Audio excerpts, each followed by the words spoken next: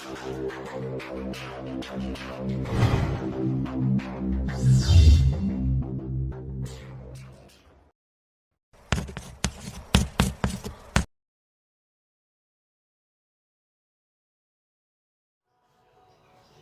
friends, Happy New Year 2023.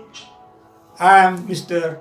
Negi, an English professor, the author of the book Publicly Speak Ecology, and a global level environmental communicator and public speaker. My YouTube channel is Environment and Public Speaking. Today our topic is King Charles, our beloved environmentalist. This is our ninth video. Everyone in the world knows that Charles is the king of United Kingdom. But very few people know that he is an environmentalist. What is the reason behind this? The answer is not far to see. The entity of the kingship is so big that other entities are sidelined, and therefore people do not know Charles as an environmentalist. Recently, I reviewed his book Harmony. It is a wonderful book in the domain of environmental studies. In that book, Charles wrote that if you want to restore our environment, we must put nature at the heart of our consideration. He said, let us travel back in time and let us see the world as the ancients saw it. How did the ancients see the world? The ancients had a great reverence for nature. The modern man should also have that great reverence for nature. Otherwise, we cannot restore our environment.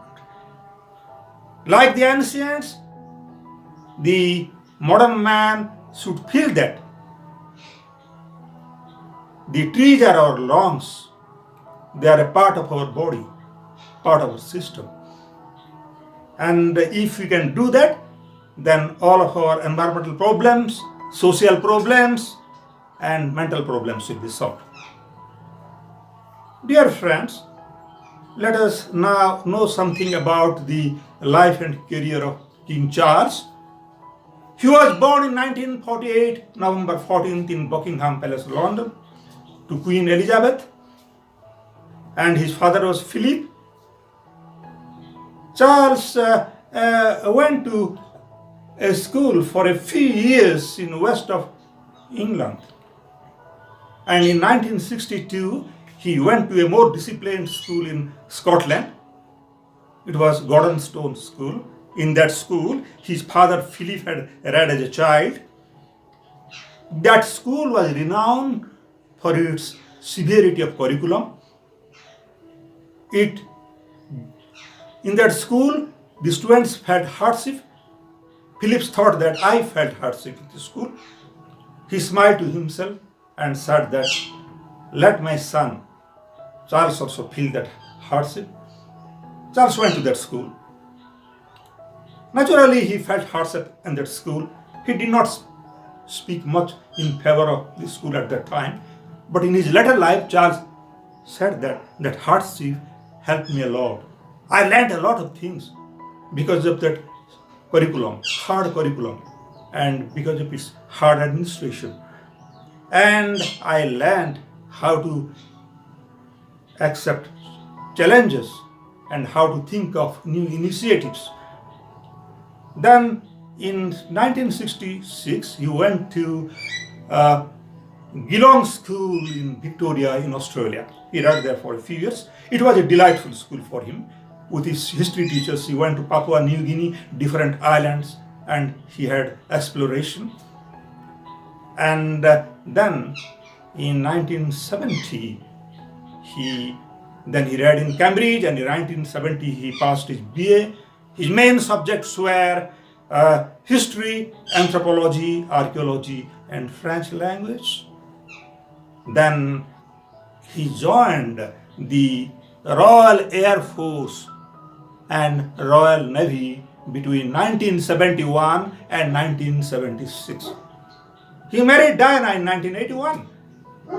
Diana lost her life in a car accident in 1997. Then he married his longtime love, Camilla Parker, in 2005. Let us now come back to the environmental career of Charles. Charles established the Princess Trust in 1976. He also became chairman to he sponsored many other charities. And from those organizations, he gave money for environmental purposes. He is an environmentalist after all. And then what we find that Charles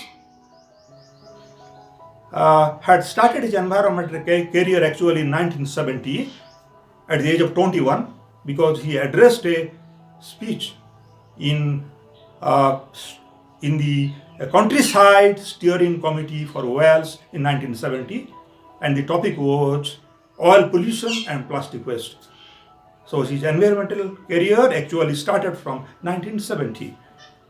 And he was known for organic farming. He had a company, Dutchy Originals.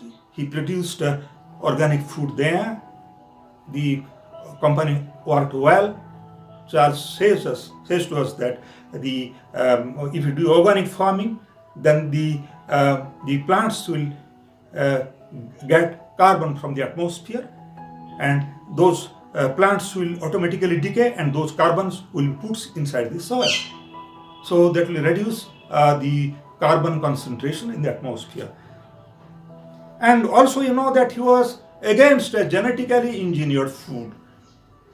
Charles was against genetically engineered food, and Charles was a green city planner. He was expert in planning green cities, and he was also Charles was expert in forest management, because as a king he had many estates. There are forests in many states. He knew forest management from his own experience because he was interested in it. And he addressed many international conferences on environmental topics.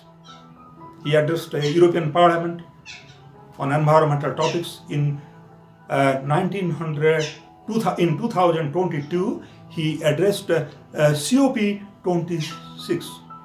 That UN Conference on Climate was held in Glasgow in 2022. He told that the companies have also a role to play in remediating, in restoring our environment. We should not think that the company are bad, they don't have a role. That should not be our attitude. This is a wonderful thing which Charles has said. The company can do very good things. Then what we find that I like three most important qualities in Charles. I like his sense of humor, and I like his organizational skill, and I like his laudable educational aptitude. When Charles will want to learn something, he won't learn from any other person, ordinary persons. The world from a scientist will learn. He will learn in such a way that no one can say that he is learning. Charles will go to a particular institute, just like an inspector goes to a headmaster, to the headmaster and to the other teachers, ask them about different questions about the school students, about the topics they are teaching, and the inspector learns from the teachers. No one will think that the inspector has learned things from the teachers. In this way, he go to an institute. He will learn from the great scientists there. And in 2008, he went to Cambridge, for example. There was one great scientist from Australia. His name was Negi Abrams. He was doing research on Arctic ice core.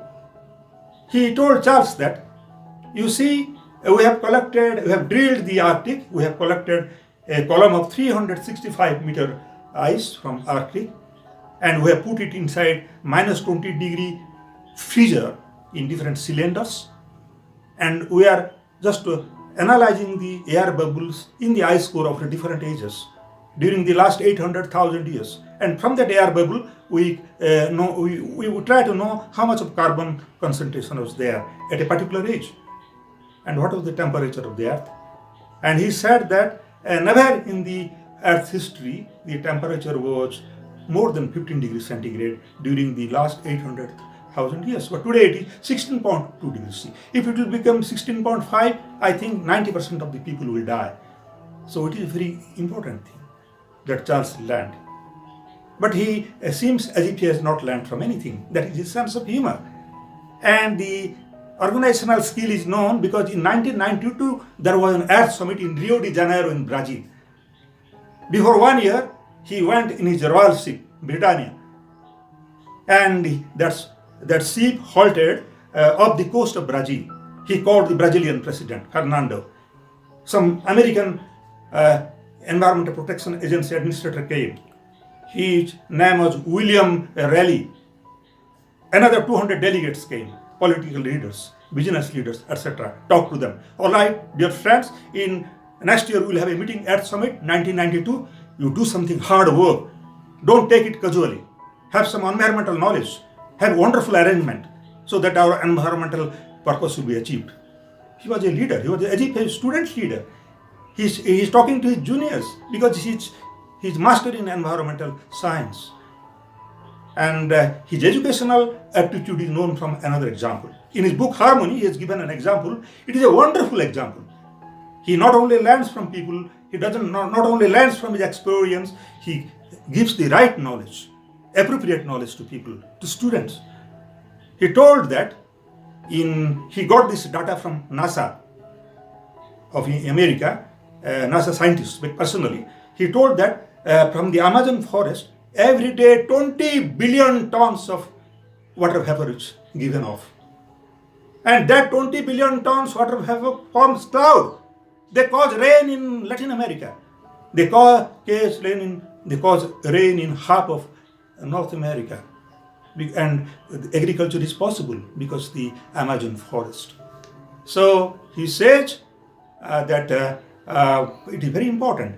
He says that it is a flying river. Actually, it is a wonderful riddle. Just like a riddle of the Greek and Roman times. You ask somebody, what is a flying river? He cannot say, I have seen a flying car. I have seen a flying fishes, but I have not seen a flying river. Flying river means the heavy amount of water vapor turning into cloud and causing rain in both Latin America and Northern America. Dear friends, I want to tell another thing, his leadership quality, and another leadership quality is that he was a great environment negotiator.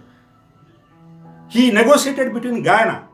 It is a country in the Amazon forest. It is north of Brazil, and Norway. Norway wanted to give money to Brazil. Norway wanted to give money to Guyana on the condition that Guyana will not cut down its Amazon forest, which is very much necessary. With that money, it will create employment in his society. It will protect the forest. And that negotiation was done because of the mediation of King Charles. It is a wonderful thing. He has great organizational skill, educational aptitude, etc. Friends, I don't want to say much.